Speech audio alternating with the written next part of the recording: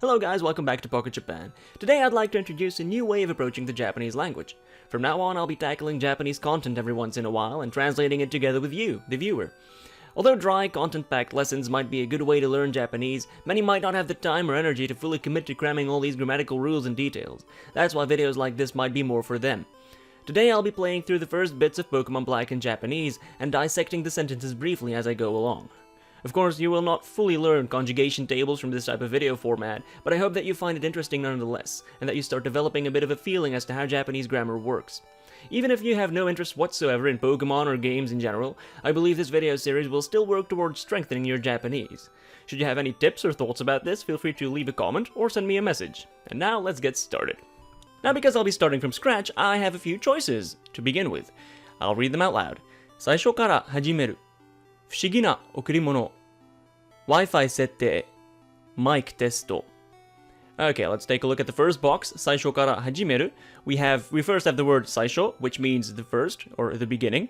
Kara is a particle, and it would best be translated into the English word from, and it's a particle indicating a starting point or origin in both time or place.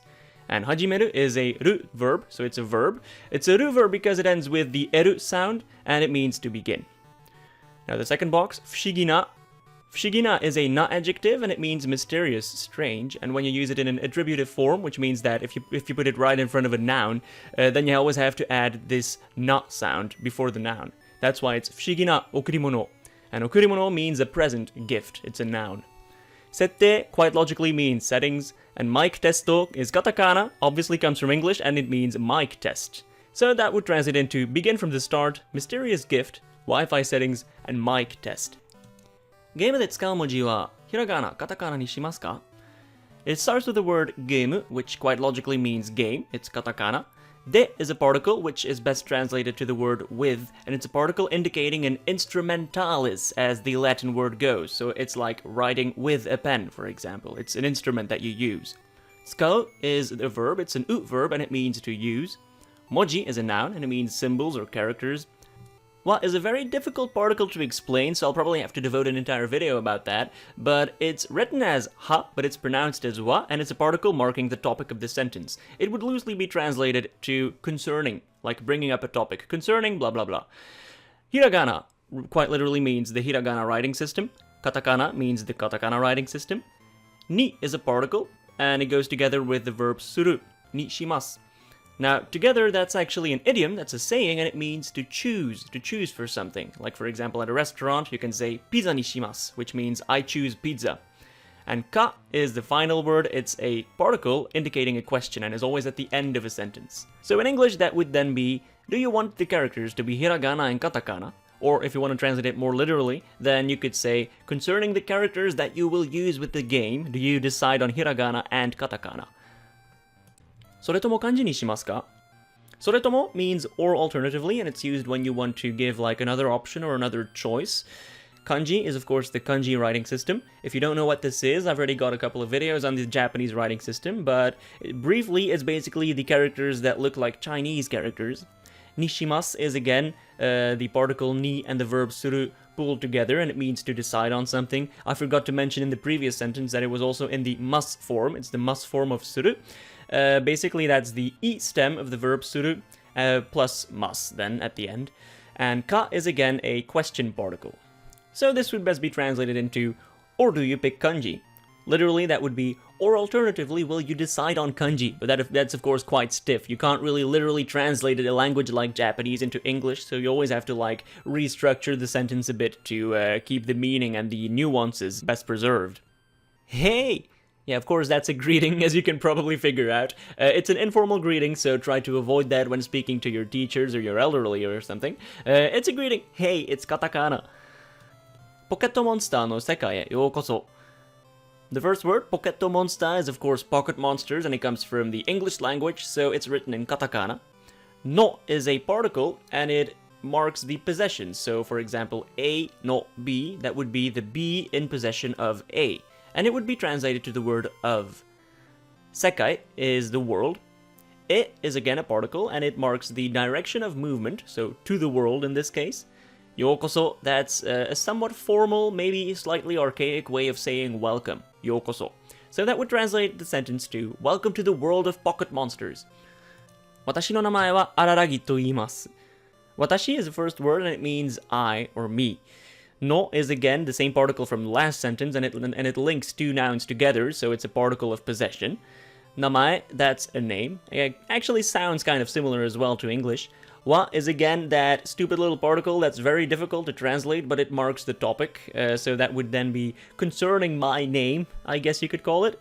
Araragi, that's just the name of the professor. I don't really know how to translate it. I mean, it doesn't really have a translation, but I'm guessing that it probably stems from some kind of tree, because in Pokemon the professors are named after trees, if I'm not mistaken.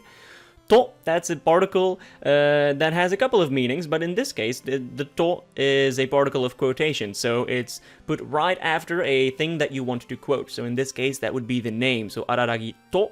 And then it always has to be followed by a verb that expresses a way of saying or speaking or demanding something, so to iimasu. In this case, it's iimasu, which comes from the verb iu, and it means to say or to speak. It's again in the mas form, so that's the i stem of iu, so that would be i, and then followed by mas. So it means the same as watashi wa araragi to iu, watashi wa araragi to iimasu. It's exactly the same.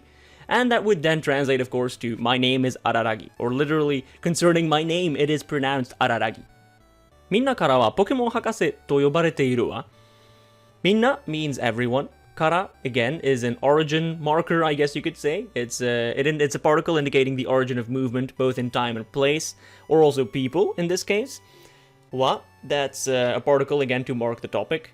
Pokemon Hakase is actually two words, and it means Pokemon Professor, so on its own, Hakase would be translated to Professor, of course. To is again the quotation particle, and it's again followed by a verb of expressing. In this case, it's the verb yobu. But here the verb is conjugated a bit differently. As you can see, it's pronounced as yobareteiru. Now that's actually the passive form of the verb yobu, which is yobareru, and then you take the te form of that verb, and you put the verb iru behind it. So you have yobareru, which becomes yobarete, which becomes yobareteiru, and that would be the passive form of the verb yobu. Yobu means to call or to shout. In this case, the passive would be to be called or to be shouted, I guess you could say. In this case, it's to be called, and the fact that it's in the teiru form, that's kind of like a grammatical thing, and I'm probably gonna have to make an entire lesson on that, but I can already very briefly say that it basically indicates like a state, because of course, when you are called Pokemon Professor, that's not like an action that you only do once, it's kind of like a state. The same goes for example, being married or something. That kind of takes a long time, so in order to express that, you put it in the teiru form in this case. And wa at the end is like a little anime-ish particle. It's like a feminine particle of exclamation. It's very stylized, so I would probably not really use it.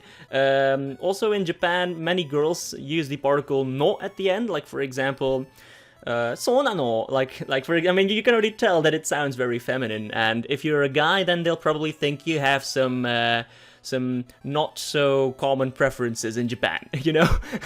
Okay, next sentence then. So this sentence means, I am referred to by everyone as the Pokemon Professor, or more literally translated, concerning from everyone, I am called Pokemon Professor. Now, you have to translate it to, like, the passive form, so I am called or I am referred to as, because, of course, the verb in the Japanese sentence is in the passive form. It's not yobu, it's yobareteiru. So I guess the meaning is the same if you say, everyone calls me the Pokemon Professor, but I decided to say, I am called the Pokemon Professor, because I want to kind of keep the same grammatical structure and the same grammatical tenses used in the actual Japanese sentence. But you're free to use whatever you want or interpret it the way you want when translating it yourself. そう、この世界にポケットモンスター、縮めてポケモンと呼ばれる不思議な生き物が至るところにいるの。